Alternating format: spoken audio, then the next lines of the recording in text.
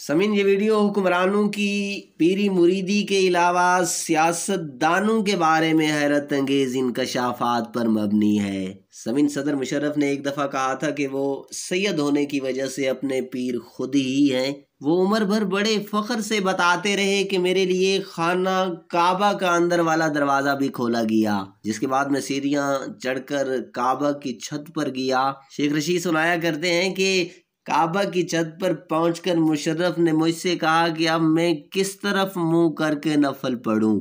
میں نے کہا کہ اب آپ وہاں ہیں کہ جہاں جدھر بھی منہ کریں نماز ہو جائے گی۔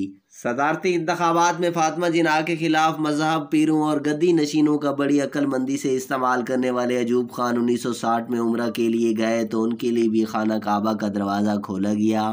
اندر نفل پڑھنے کے بعد صدر ایوب نے وہیں کھڑے کھڑے قدرت اللہ شہاب کو بتایا کہ میں نے آج یہ دعا بھی کی ہے کہ ہندوستان کے سامنے کبھی میرا سر خم نہ ہو۔ شہاب صاحب ہی بتاتے ہیں کہ مدینہ میں حجرہ رسول میں داخل ہوتے ہی صدر ایوب پر کپ کپی طاری ہو گئی اور پھر میں نے انہیں اپنے دونوں ہاتھوں سے روزہ اطہر کا غلاف تھامے پہلی اور آخری دفعہ روتے دیکھا۔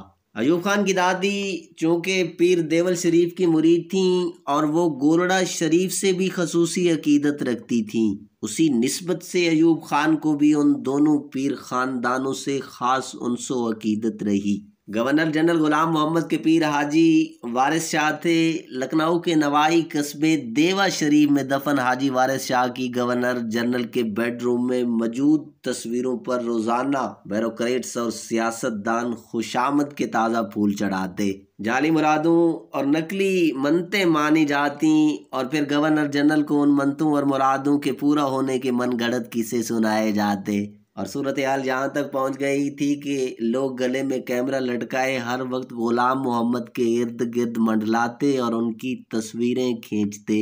حسین شہید سہروردی جو بعد میں وزیر اعظم بن گئے نے ایک دن پیر صاحب کی تصویر کے سامنے ماتھا ٹیکنے کے بعد رو رو کر غلام محمد کو بتایا کہ رات خواب میں پیر صحیح فرما رہے تھے کہ غلام محمد کا خیال رکھا کرو، وہ اکیلا پورا ملک چلا رہا ہے۔ یہ سن کر سہارے کے بغیر باتھ روم تک نہ جا سکنے والے فالج زدہ غلام محمد ایک دکھی چیخ مار کر بولے، ہے میرے بعد ملک کا کیا بنے گا؟ لیکن اقتدار چھن جانے کے بعد بیٹی کے گھر کلفٹن کراچی میں مقیم غلام محمد نے جب اپنے معالج کرنل غلام سرور کے ذریعے حکومت سے درخواست کی کہ انہیں ایک خصوصی جہاز میں دیوا شریف بھیجا جائے تو ان دنوں سکندر مرزا کی تصویریں کھینچتے حسین شہید سہروردی بولے، بڈھے کو کہو چند دن انتظار کر لے، اب تو جہاز کے بغیر ہی اس کی پیٹھ سے ملاقات ہونے والی ہے۔ المرتضیٰ لڑکانہ میں 5 جنوری 1928 کی صبح 3 بجے پیدا ہونے والے ذوالفقار علی بھٹو کی والدہ خورشید بیگم نے ممبئی کے ایک پنڈت سے اپنے بیٹے کے لیے زینچہ نکلوایا۔ پنڈت نے کہا کہ یہ بچہ اعلیٰ ترین منصب تک پہنچے گا مگر اس کا انجام بڑا دردناک ہوگا۔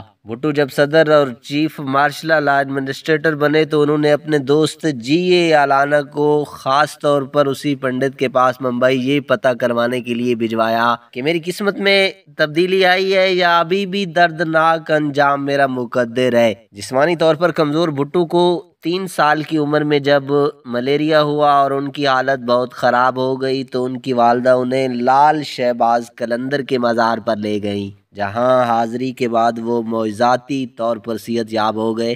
اسی وجہ سے بھٹو تمام عمر لال شہباز قلندر کو اپنا مرشد کہتے رہے۔ جنرل ضیاء الحق جنہیں ان کے قریبی دوست مولوی ضیاء الحق کہہ کر پکارا کرتے تھے، دھمیال کیمپ راولپنڈی کے بابا مستان شاہ کے مرید تھے۔ جنیجو حکومت کی برطرفی پر اس بزرگ نے برملا کہنا شروع کر دیا کہ سب ولی قطب اور ابدال ضیاء الحق سے ناراض ہو چکے ہیں، لہٰذا ان کا انت قریب ہے، اور پھر حیرت انگیز طور پر 1.5 ماہ کے اندر ہی ضیاء الحق فضائی حادثے میں چل بسے۔ صدر ضیاء اپنے ملٹری سیکریٹری بریگیڈیئر نجیب سے بہت متاثر تھے۔ ضیاء الحق کوئی فیصلہ کرنے سے پہلے کسی روحانی سلسلے سے منسلک اور قرآن و حدیث پر عبور رکھنے والے بریگیڈیئر نجیب سے مشورہ مانگا کرتے، جو استخارہ کر کے انہیں اپنی رائے دیتے۔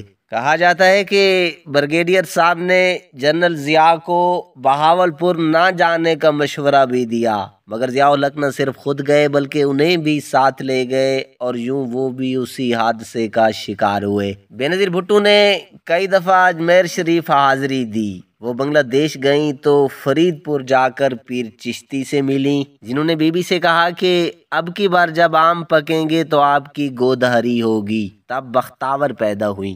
ایبٹ آباد کے نواب میں بابا دھنکر تھے، جن سے کمر پر لاٹھیاں کھانا مبارک سمجھا جاتا تھا، اور بے نظیر بھٹو متعدد دفعہ وہاں گئیں اور لاٹھیاں کھا کر آئیں۔ سامعین، آپ بھی اس ویڈیو کے بارے میں ایک کومنٹ ضرور دیجیے گا۔